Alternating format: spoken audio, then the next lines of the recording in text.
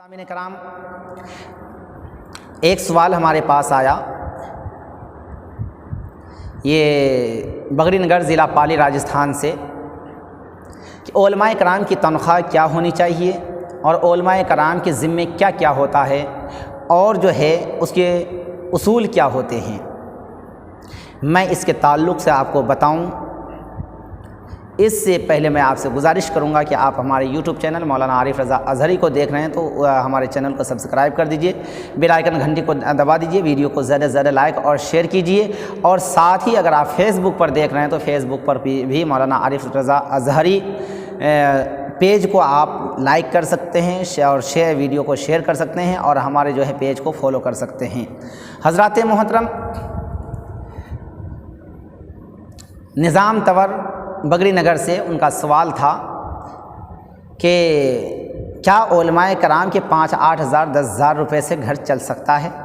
کیا علماء کرام کی کیا یہی تنخواہ ہونی چاہیے؟ کیا زیادہ تنخواہ نہیں ہونی چاہیے؟ 15-20 ہزار 25 ہزار کی تنخواہ نہیں ہونی چاہیے؟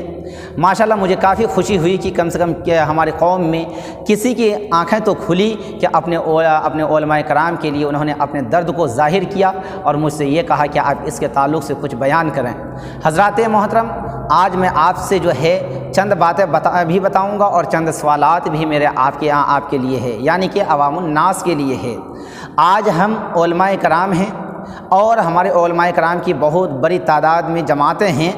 آج کی تاریخ میں سب سے پہلا سوال عوام الناس کے لیے ہے کہ آپ کو معلوم ہونا چاہیے کہ آج کی تاریخ میں ہمارے علماء کرام دن بدن اس راہ کو، اس لائن کو چھوڑ کر کے کاروبار سے جڑتے ہوئے نظر آ رہے ہیں۔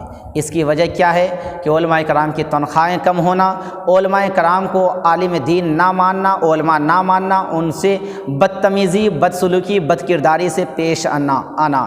یاد رکھیے گا، سب سے پہلی بات، جس نے ذرہ برابر کے لیے بھی علماء کرام سے کی شان میں توہین کی، گستاخی کی، وہ مسلمان نہیں بلکہ وہ کافر ہو گیا، کیونکہ علماء کرام کی شان میں توہین کرنا حتیٰ کہ انہوں نے شریعت مصطفیٰ کی توہین کیا اور توہین کرنا ہے۔ اسی لیے جو ہے علماء کرام کی توہین کرنا، شریعت کی توہین کرنا اور شریعت کی توہین کرنا، شریعت کی مخالفت کرنا، دین سے خارج کر دینا ہے۔ ایک بات۔ دوسری بات کہ میرا یہاں پہ جہاں تک تنخواہ کی بات آئی، ہم علماء کرام کو جب مسجد میں، مدرسے میں رکھتے ہیں تو پوچھتے ہیں کہ تنخواہ آپ کیا دیں گے اور کام کیا ہے؟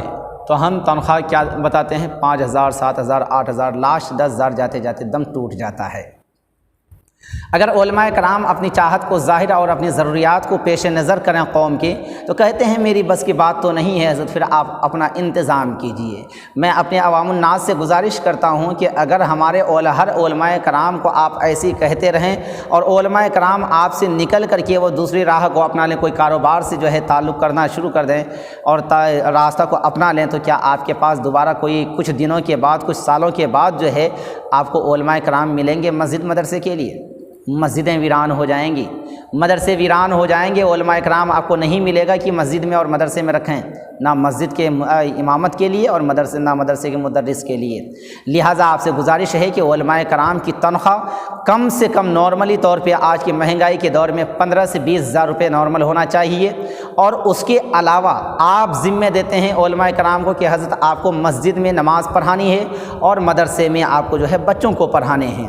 یہ بات سمجھ میں آ گئی؟ چلیے یہ ہماری ذمہ داری ہے۔ جنازہ پڑھانا ہماری ذمہ داری ہے کیا؟ نہیں، علماء کرام پڑھاتے ہیں۔ فاتحہ خوانی ہماری ذمہ داری ہے؟ نہیں، مگر ہم کرتے ہیں۔ قرآن خوانی ہماری ذمہ داری ہے؟ نہیں، ہم کرتے ہیں۔ دیگر اسی طرح سے بچوں کے کانوں میں اذان دینا ہماری ذمہ داری ہے؟ نہیں، مگر ہم کرتے ہیں۔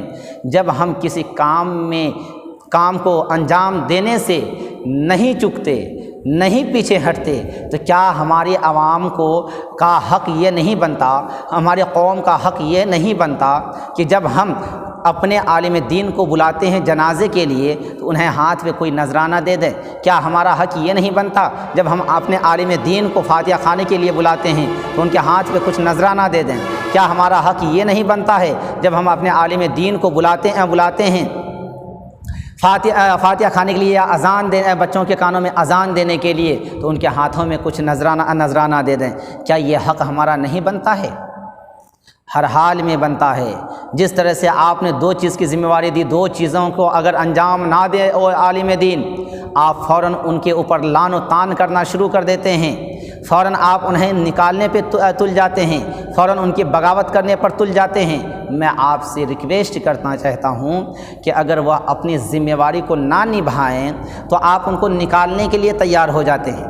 بڑی خوشی کی بات ہے، جو ذمہ دار عالم نہ ہو یا عوام نہ ہو تو ان کی ضرورت بھی نہیں ہے۔ ذمہ داری کو ذمہ داری سمجھنا بڑا ضروری ہے، مگر جو عالم دین کو آپ نے نماز اور جو ہے بچوں کو پڑھانے کے لیے رکھا، وہ عالم کو آپ نے یہ تو نہیں کہا تھا کہ جنازہ بھی پڑھانی ہے، یہ تو نہیں کہا تھا کہ نکاح بھی پڑھانے ہیں آپ کو، یا اسی طرح کی کوئی بھی بات۔ اگر آپ نکاح پڑھاتے ہیں، نذرانہ یہ 1500 روپے دے کر کے آپ جو سوچتے ہیں ہم نے احسان جتلا دیا، اس قوم کو اور آپ لوگوں کو شرم آنی چاہیے۔ شادیوں میں آپ لوگ جو ہے لاکھوں روپے خرچہ کر دیتے ہیں، مگر عالم دین کو 1500 روپے دے کر کے احسان جتلاتے ہیں کہ ہم نے آپ کو نذرانہ دیا۔ حضرات محترم، آج جس طرح سے مہنگائی کا دور ہے، کم سے کم 5100 روپے جو ہے نکاح کھانے کا جو ہے قاضیانہ ہونا چاہیے، نذرانہ ہونا چاہیے، اور وہ قاضی کے لیے خاص۔ آپ جنازہ پڑھواتے ہیں، کم سے کم 1100 روپے نذرانہ ہونا چاہیے جنازہ پڑھانے کے لیے۔ حالانکہ بہت ایسی عوام ہیں انہیں مرچی لگے گی یہ بیان کو سن کر کے، بہت کڑوی لگے گی، مگر ہمارے آقا علیہ الصلوۃ والسلام کا ارشاد پاک ہے کہ الحق مری، جب آپ قوم کے سامنے میں کڑوی سچ بات کہیں گے، حق کی بات کہیں گے، حق کا پیغام کو پیش کریں گے تو انہیں یہ بات کڑوی لگے گی۔ ہمیں اس سے کوئی فرق نہیں پڑتا، مگر میں اتنا ہی گزارش کرتا ہوں، مؤدبانہ اپیل کرنا چاہتا ہوں، آپ جنازہ پڑھواتے ہیں 1100 روپے کم سے کم نذرانہ دیجئے، آپ قرآن خوانی کرواتے ہیں عالم دین کو، کم سے کم 500 روپے نذرانہ دیجئے، بچے جاتے ہیں خوشی سے جو بھی نذرانہ ہو ان کو دیجئے، تاکہ بچہ کا دل خوش ہوگا، عالم دین کا دل خوش ہوگا، تبھی جا کر کے وہ قرآن خوانی آپ کے کام بھی آئیں گے، نہیں تو کوئی فائدہ نہیں ہے، صرف تلاوت کروا لیا دکھاوے کے لیے۔ باقی جو ہے جب نذرانے کی بات آئے، تحفے کی بات آئے تو اس میں جو ہے نا پھر جو ہے ہمت پست ہو جاتا ہے، اور پھر کہتے ہیں ہم نے قرآن خوانی کروائی ہے۔ اور جب عالم دین کی زبان کھل جائے، بھئی 150-200 روپے سے کیا ہونے والا ہے مہنگائی کے دور میں، ارے حضرت جو دیا وہ رکھ لیجئے، بس بہت ہے۔ اور اگر دوبارہ بول دیا حضرت آپ بہت زیادہ بول رہے ہو، شرم آنی چاہیے قوم کو۔ حضرات محترم، جب آپ بچے کے کانوں میں اذان دلواتے ہیں، 100-200 روپے حضرت کے ہاتھ میں رکھنا چاہیے، تاکہ وہ بچہ، وہ عالم دین اس بچے کے لیے دعا کریں، اس بچے کی صحت کے لیے، اس بچے کی عمر کے لیے، ذہن و فکر کے لیے، ایمان کے لیے۔ اسی طرح سے ہم کوئی بھی کام عالم دین سے کروائیں، کوئی بھی کام کروائیں، ہم اپنے عالم دین کو نذرانہ ضرور دیں۔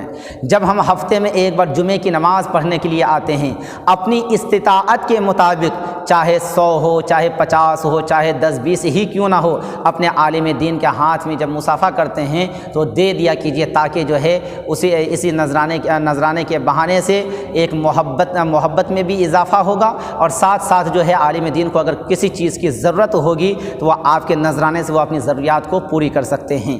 حضرات محترم، یہ ساری باتیں بتانے کے بعد بہت ایسی ہماری عوام ہے جن کو جو ہے یہ بری لگے گی کہ عالم ہیں اسی لیے عالم کا پکش بازی کرتے ہیں۔ نہیں، میرے پاس کوئی پکش بازی نہیں ہے، بلکہ جو بات حق ہے، جن باتوں کی ضرورت ہے وہ باتیں کہنا، ان باتوں کو ہمیں عوام تک، قوم تک پہنچانا ہمارا فرض بنتا ہے۔